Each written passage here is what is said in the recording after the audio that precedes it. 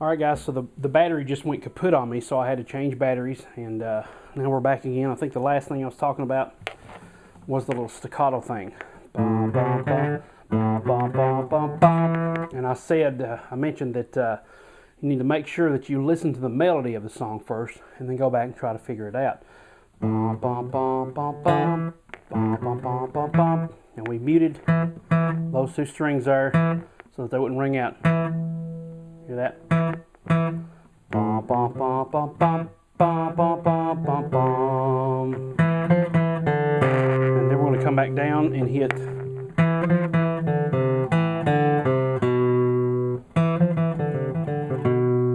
Okay, so let's just get that far. Now this is downstroke, bum, and then, so that's two downstrokes. Bum, bum, bum, bum, bum, down, down, up, down, up, down, up, down, up, down. So that's the only time there's two downstrokes. Everything else is alternate picking. Bum, bum, bum, bum, bum, dum, dum. So that's 2, 3, 2, open D, 3A, 2D, open D, 3A, 2. Okay, so that's how far we got to.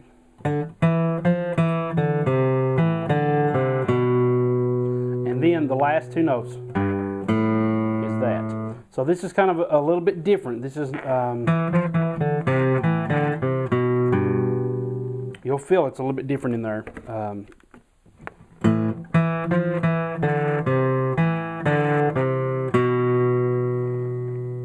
Instead of going, you're going straight to that note there, the 3rd fret on the E string. And then that open A note starts it over.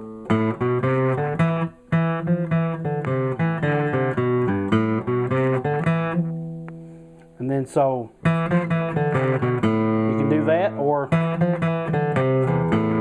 the open E. And it's really hard to go from there with that same finger.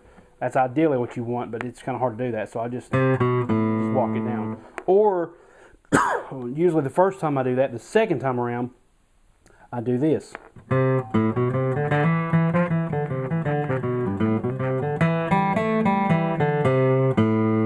So, open G, first time we're hitting the G string, down, up, 2nd fret. Now, you can fancy that up a little bit. There's different ways you can do that. You can do that as well. I mean, that's a really cool thing to do. And that'll also give you that practice with the 1st fret pull off. I'm hearing a rattle, and I think it's because of my microphone again. Let's bring that up just a little higher.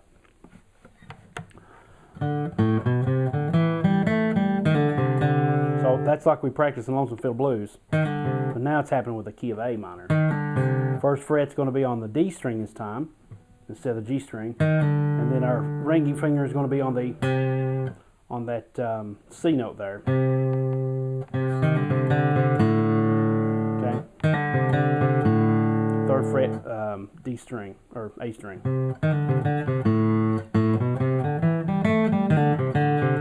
Or you can actually do a bend here, or a slide 1 fret up, or slide 1 fret down to that C note. So there's multiple ways you can do that, and then it starts all over again. So basically that's the A part, okay, without doing it all over again. Now, I'm going to do that slowly, and you watch, like I said, watch whichever hand you want to first, then you can rewind this and watch the other hand so that you can get it down.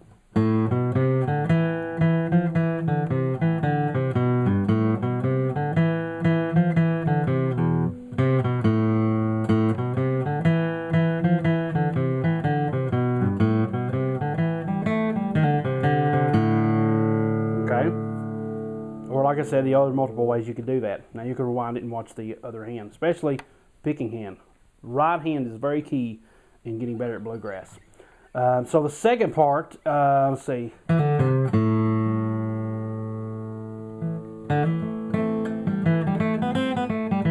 Okay, so now we're in the A minor shape. And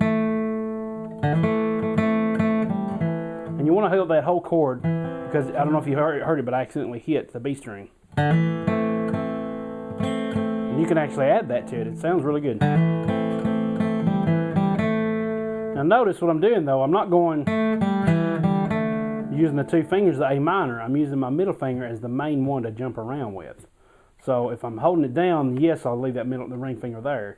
But I don't just do this. You got to get out of that. Like I said in Lonesome Fiddle Blues, you got to get out of that idea that you're holding the whole chord down when you're trying to solo, because you've got to, most of the time, let go of at least one, maybe even two notes of the whole chord to get this solo. Certain notes you want to ring out, hold those down. Other notes that don't have to ring out, let them fly, let them go, okay?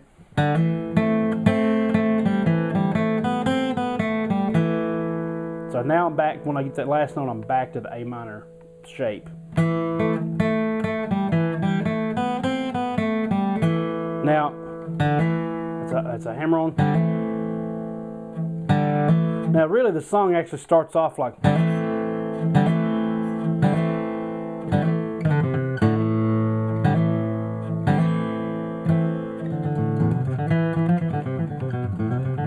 okay, so it starts out like that. If you hear Tony Rice and a lot of them people play it, but I didn't even think about that until just now. But here's that hammer on. So from the minute I hit that note here and start working my way to the individual notes, that's a downstroke. The rest of it is alternate picking. Now notice I'm holding this note down until I get ready to hit the open note. Because if I either want it to ring out, or if I accidentally hit it before I need to, then I've got that covered. Because if not, it's not within the context of the song.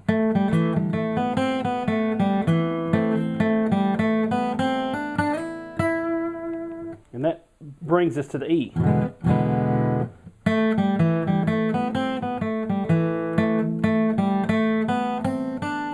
And all that is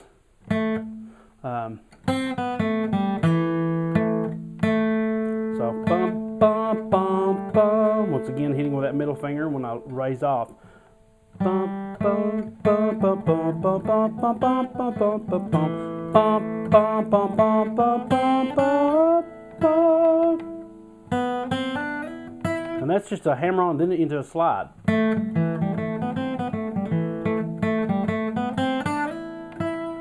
Actually, that's not a hammer on, I just picked that.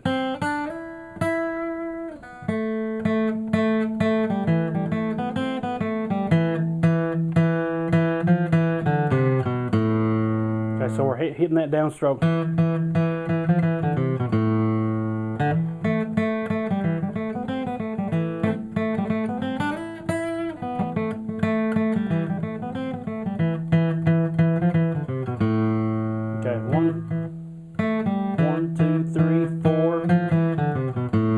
Land on it, that's one.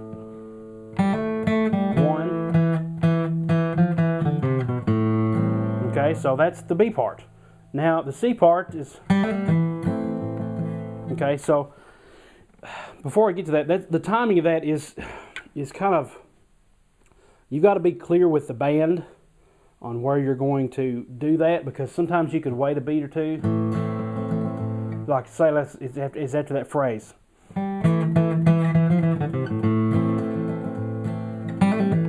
And you can wait that long, a couple beats, before you get into that, or you can go immediately into it.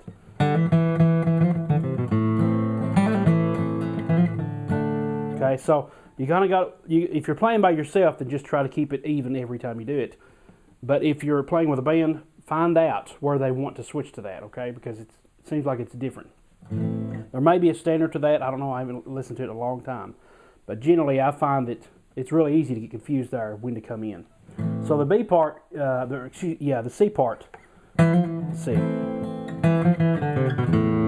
going to go back to the A minor shape, and then I'm going to go, once again, I'm not hammering on with my ring finger here. It's all with my hefty, long, more powerful middle finger. And you're doing this most of the time while you're strumming. And so that is it's a quick trill.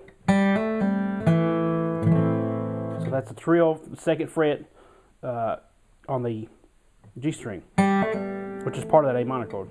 Once again, I'm still holding this finger down, because if I accidentally hit it, it's part of the song. And I'm holding these two if I need to, because that's part of the A minor, in this case an A minor 7, but two of the same notes of A minor are shared, so you want to hold those two down. And that's your D minor or your D minor 7.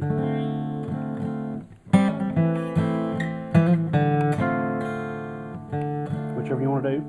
And then you got to come back down here to the, and that's another reason why I like to use this finger, the pinky here on the D minor. I mentioned that on Lonesome Fiddle Blues. But because if I need to hit a note up here, I can come to it. If you're doing this, you have to kind of lift up and come there. But this way, it's already there, because I have to come back to this note.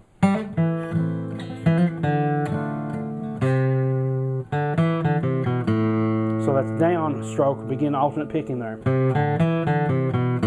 You want your down note to be the first note and your last note.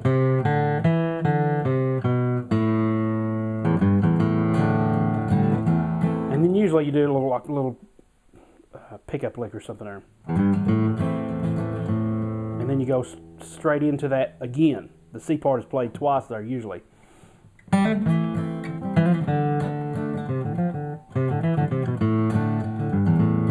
Actually, I keep coming back to that D minor.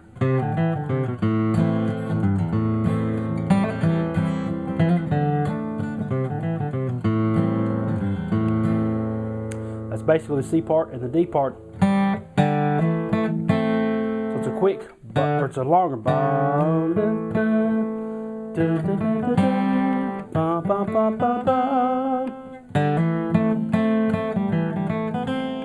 You can either do that, but to me that sounds too much like the B part. So I just go straight instead of going backwards. I just go straight from this note.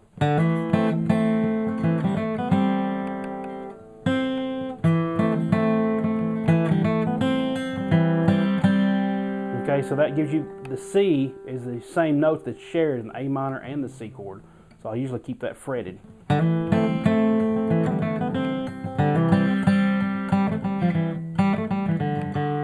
Now this is kind of a tough part because you can do this several different ways.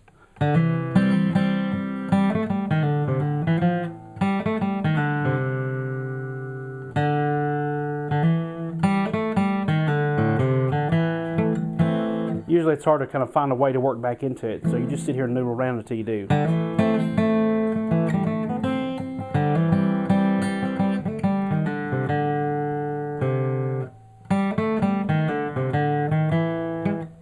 That's a really good way to do it. Come from the first fret.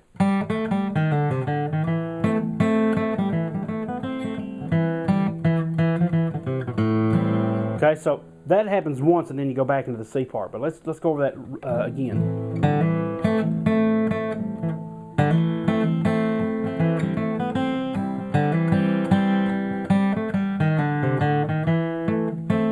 Now let's do over that lick. Doing a hammer on. I'm actually holding this finger down, so I'm hammering on these two notes here on the C chord. And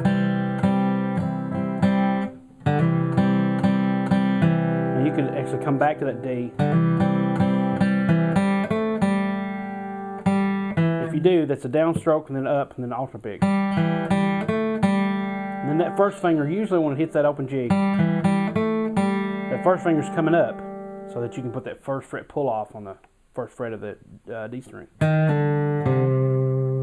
And then you have to have a couple notes in between that. So I just did the open D, 1, 2. And when I do that, notice my fingers naturally come back to that A minor shape. You can actually put these two down at the same time instead of just doing that one. Okay, so real slow.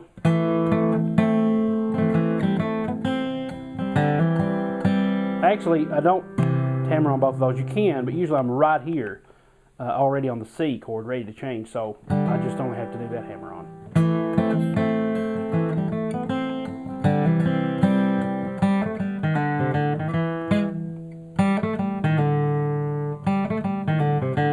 Now that's, for me when I'm doing this, it's 2 upstrokes. Up, and then back alternate picking.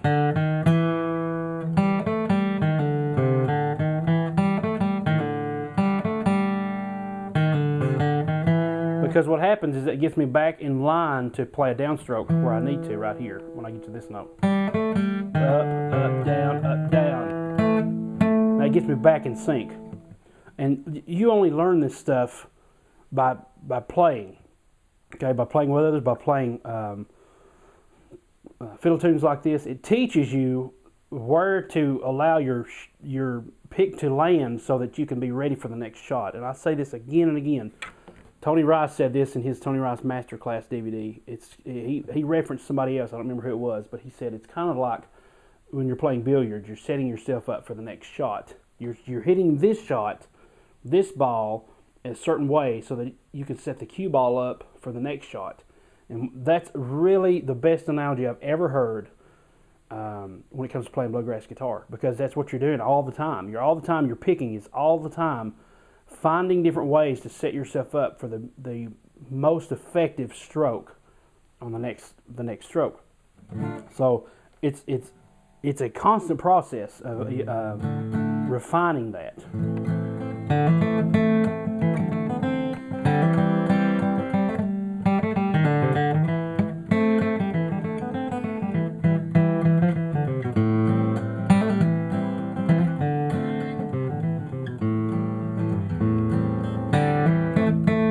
Sometimes if I forget to put that ring finger down to make the actual A minor shape, I'll quickly do a bar here if I have to. That's not ideal, but if you mess up, like I said, you just have to correct it on the fly.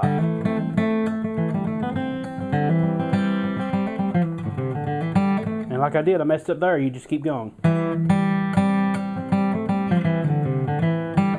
And it works. You can make it work. You sit there and mess around with. You want to kind of give yourself all possible outs. If you mess up, sit there and work on how to make that mess up sound good in case you actually do that.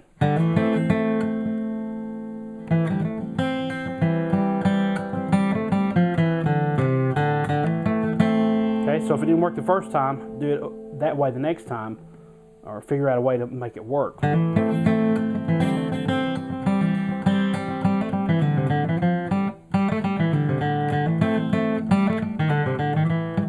That's what I had to do to figure out where that little pickup note was.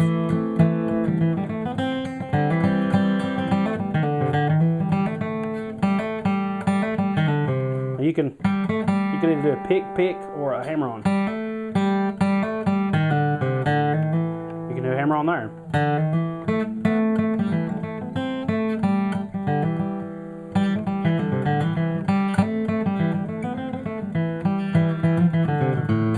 The end of that is just the same thing as the end of the B part.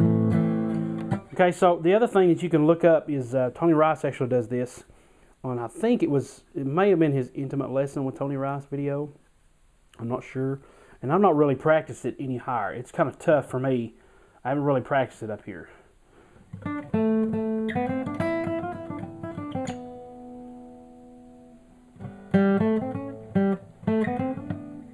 So as you can tell, I'm lost.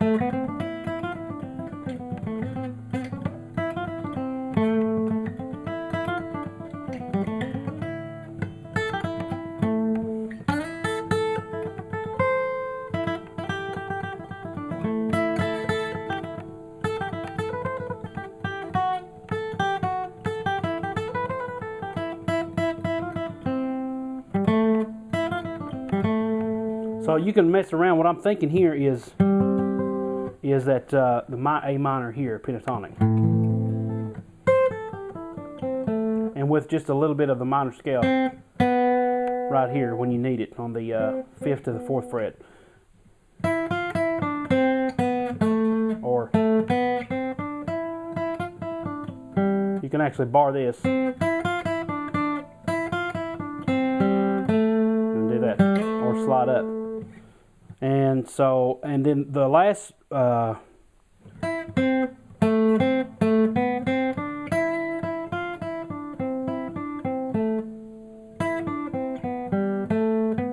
that gives you this little shape here. You want to start this with a pinky.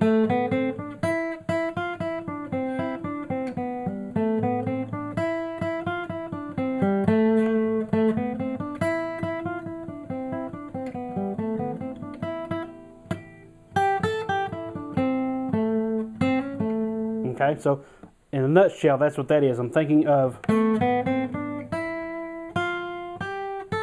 this is the natural minor scale, and then when you can get to where you can leave out some of the notes to form the pentatonic minor scale there.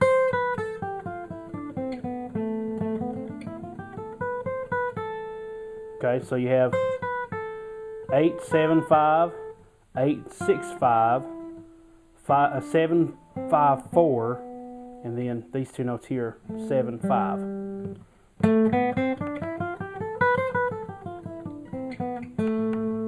Okay, so you can kind of figure out the melody from there.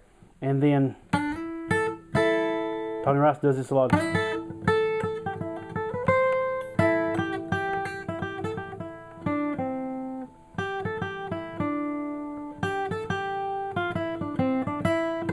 So that's a little tough. Once again, had to figure that out. And this is the little part here that you're using on that half of the scale.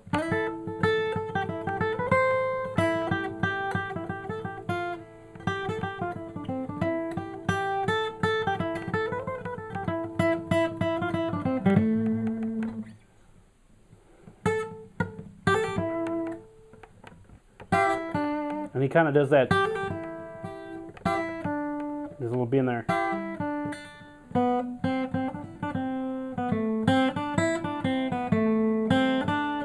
So you got 1, 2, B string, 1, 3, and that's down, up, down on the E, back down, open, or if you want to do it here, see.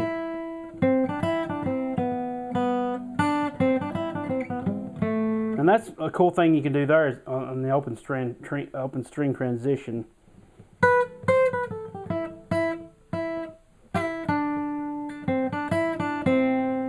When you get here, actually let's just do this little part. This is the D part.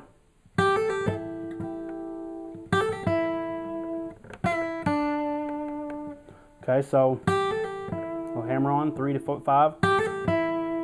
And then a bend, you're keeping this down, you're bending this up about 1/4 of a step. Then a little double stop there. A little vibrato. And then this little lick. Now that's when open strings transition really comes in handy for A minor. So that's, what is that, 5 on the G, and then up, so that's down, down, up, 3 on the B, 5, 3, 5 on the G, and then open B. That's the open string. And then you form that note and that A minor chord and hit the G note there at the 2nd fret.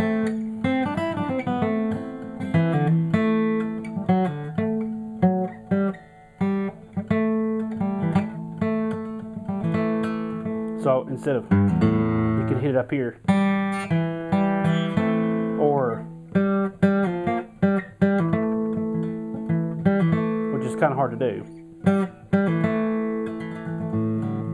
And then maybe give you time to get back up here to the A minor here.